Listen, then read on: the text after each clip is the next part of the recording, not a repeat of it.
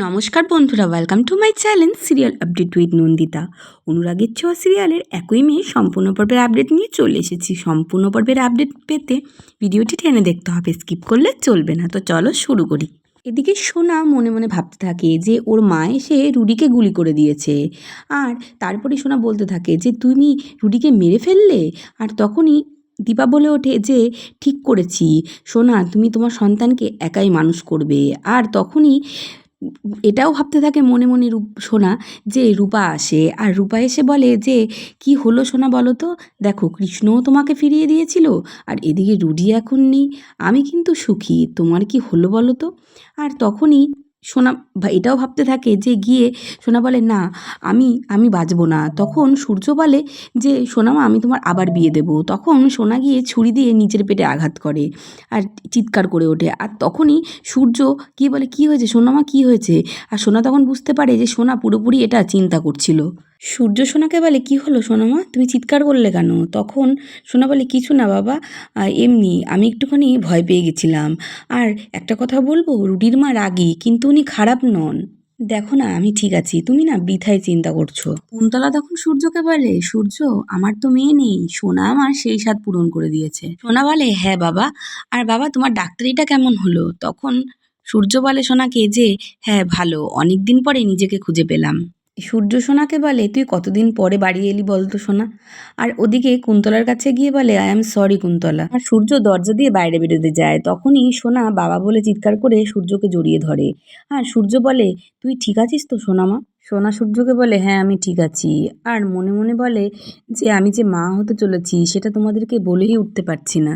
সেটা জানলে তুমি জোর করে আমাকে এখানে রাখতে চাইবে, আর সেটা উনি উনি সেটা কোনো সময় হতে দেবে না। আর তখন আমি যে ভাবছি সেটাই হবে, তোমরা জানতে পারবে যে আমি তোমাদের চিরশত্রুর বংশধরকে বহন করছি। তারপর সবাই আমাকে খুব ঘৃণা করবে, তাই আমাকে যা করার নিজেই করতে হবে। দীপা সোনার কাছে যেতে যায়। আর তখনই কাকিয়া এসে বলে একদম না দীপা, তুমি একদম আর কোনো দিকে যাবে না, তুমি একটা না একটা ঠিক ঝামেলা পাকাবে, এসো হাতে হাতে কাজ করবে।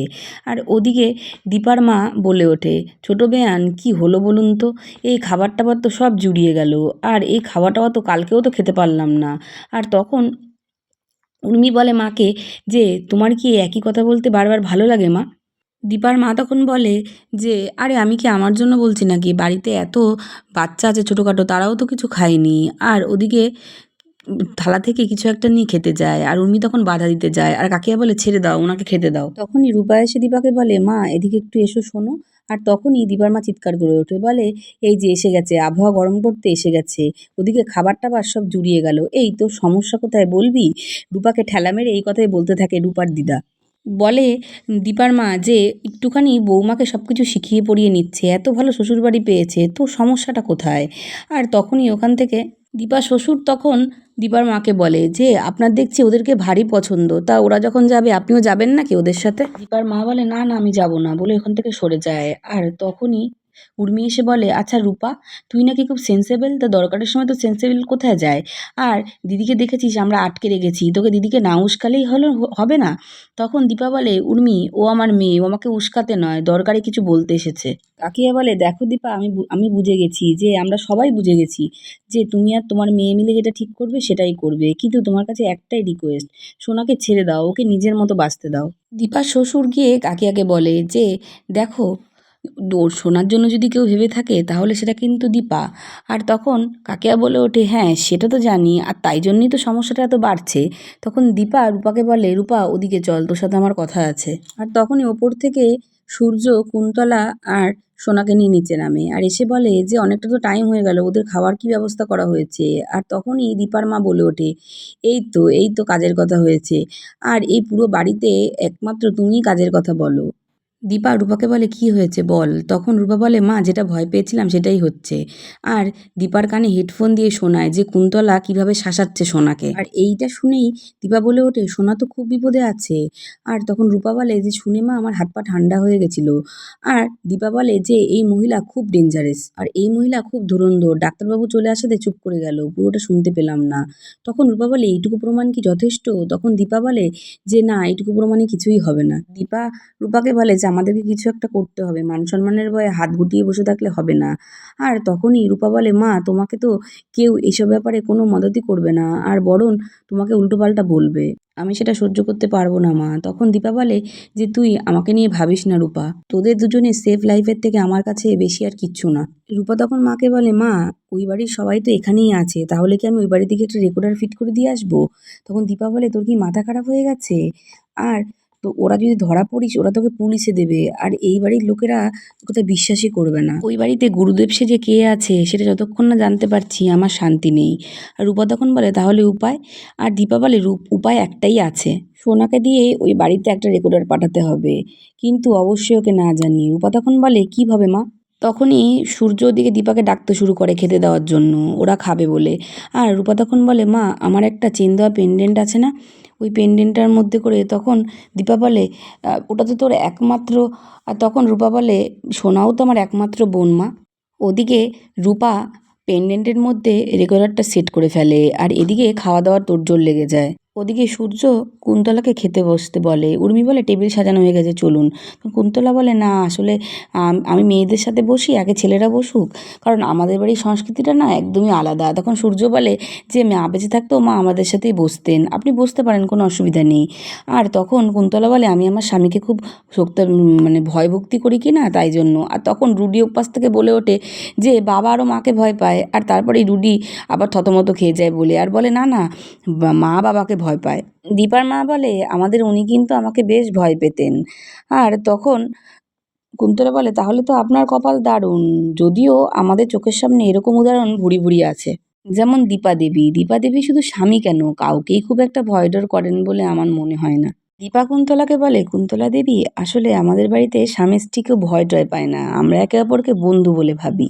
কুন্তলা বলে, রুডি তুমি কত লিবারেল শ্বশুর বাড়ি পেয়েছো, বাহ। রুডি তখন বলে, হ্যাঁ মা, আমিও ভেবেছি সোনাকে আমি বন্ধুর মতো ভাববো, মানে আগে বন্ধু পরে অন্য কিছু। আর ওদিকে দীপার মা বলে ওঠে, ভয় ভক্তি আটা এই তিন নিয়েই তো সম্পর্ক গড়ে ওঠে। আর কুন্তলা তখন বলে, যা বলেছেন। কুন্তলা বলে, দীপা দেবী আপনার আর এক মেয়ে আছে না, রূপা বলে, ওকে তো দেখছি না। তখন কাকিয়া এসে বলে, সে যত এখানে না থাকে ততই ভালো, থাকলেই তো সমস্যা হবে। সূর্য তখন বলে, কাকিয়া এভাবে বলো না প্লিজ। তখন উর্মি বলে, ভুল তো কিছু বলে না। দিবা শ্বশুর বলে, ছোট বৌমা উনি তো রূপা দিদিভাইয়ের কথা জিজ্ঞাসা করেছে, তাহলে ওইটুকু প্রশ্নের উত্তর দিলে তো মিটে যায়, এত কথা বলার কি প্রয়োজন আছে? কুন্তলা খাওয়া দাওয়ার মাঝখানে মনে মনে ভাবতে থাকে যে এই মহিলা আর এই মহিলার মেয়ে, এই দুজনকে চোখের আড়াল করা যাবে না, এদেরকে ভরসা করা যাবে না। ওদিকে রূপা নিয়ে আসে শোনার জন্য গিফট, পেন্ডেন্টওয়ালা চেনটা। আর তখন দীপা এসে সূর্যকে বলে, ডাক্তারবাবু আমার হাত থেকে তো সোনা নেবে না, তাই ওকে এই গিফটটা আপনিই দিন। আর তখন সূর্য বলে, ঠিক আছে, আর গিয়ে সোনামাকে ডাকে। আর তখন ওদিক দিয়ে সূর্যর বাবা বলে, হ্যাঁ দুজনে মিলে দিলে আমি খুব খুশি হতাম, তবে ঠিক আছে কোনো ব্যাপার না। আর সূর্য পরিয়ে দেয় চেনটা সোনাকে। কুন্তলা বলে, এখন তো খাওয়া দাওয়া হয়ে গেল, এবার তো একটু বিশ্রাম নিতে হবে। আমি আর সোনা মানে আমার বৌমা একই ঘরে শুয়ে পড়বো, আর রুডি তুমি দীপ ভাইয়ের সাথে শুয়ে পড়ো। আর উর্মি তখন বলে, সবে ওদের বিয়ে হয়েছে অষ্টমঙ্গলা, আর এখনই আলাদা আলাদা? আর কাকিয়া বলে, হ্যাঁ তাই তো। রুডি তখন বলে যে আমার কোনো অসুবিধা নেই, খাওয়া দাওয়া যা হয়েছে, আমাকে একটা ঘর দিলেই হবে, আমি শুয়ে পড়বো। তাহলে ঘরে যাই? কুন্তলা বলে, সোনা এসো। কুন্তলা সে সোনাকে বলে, এই তো লক্ষ্মী মেয়ের মতো আছে, কিন্তু ওপরি চালাকিগুলো করতে গেলেই কিন্তু বিপদে পড়তে হবে। কুন্তলা বলে, আমি জানি তোমার বুকটা ফেটে যাবে কষ্টে, একটু বলতে ইচ্ছা করবে, বলতে পারলে ভালো হবে, কিন্তু কিন্তু আমি বলতে দেবো না, কোনো চিন্তা করো না, আমি কারোর সাথে কিচ্ছু বলতে দেবো না। আর কুন্তলার হাত থেকে কানেরটা হট করে পড়ে যায়, আর কানেরটা তুলতে গিয়ে কুন্তলা রেকর্ডারের একটা ওয়্যারলেস ফোন টাইপের দেখতে পায় ওখানে। সূর্য ঘরে আসে আর দীপাকে বলে যে অনেক সময় যা আমরা ভাবি তা হয় না। এই যে এত বছর পরে আমি ডাক্তারি করলাম, আমি ভাবলাম তুমি আমাকে কত কিছু জিজ্ঞাসা করবে, কিন্তু কিছুই জিজ্ঞাসা করলে না। তাই সূর্যকে বলে, কি বলছিলেন ডাক্তারবাবু? তখন সূর্য বলে, তুমি মানে শোনোইনি আমি কি বলছিলাম? তখন দীপা বলে, ডাক্তারবাবু আমি একটু অন্যমনস্ক ছিলাম। তখন সূর্য দীপাকে বলে, কিছু হয়েছে আমাকে কি বলা যায়, এনিথিং সিরিয়াস? তখন দীপা বলে, ওই মহিলা, কোনোদিন শুনেছেন অষ্টমঙ্গলায় মেয়ের সাথে জামাইয়ের সাথে কোনোদিনও তার শাশুড়ি আসে? সূর্য বলে, আনএক্সপেক্টেড, আমাদের জীবনে এরকম অনেক কিছু আনএক্সপেক্টেড ঘটে থাকে, সেরকমই ধরে নাও।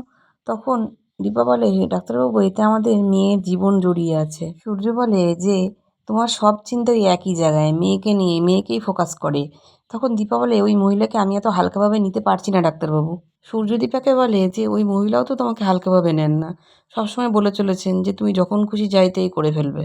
দীপা বলে যে উনি এতটাও বোকা নন যে আমাকে ভয় পাবেন। তখন সূর্য বলে, উনি বোকা কি বোকা নন সেটা আমার জেনে কাজ নেই, আমি ওনাকে চিনিও না, জানিও না, জানতেও চাই না, কিন্তু আমি আমার দীপাকে চিনি। কিন্তু মাঝে মাঝে তুমি এমন এমন কাজ করো যে তোমাকে চিনতেই আমার অসুবিধা হয়।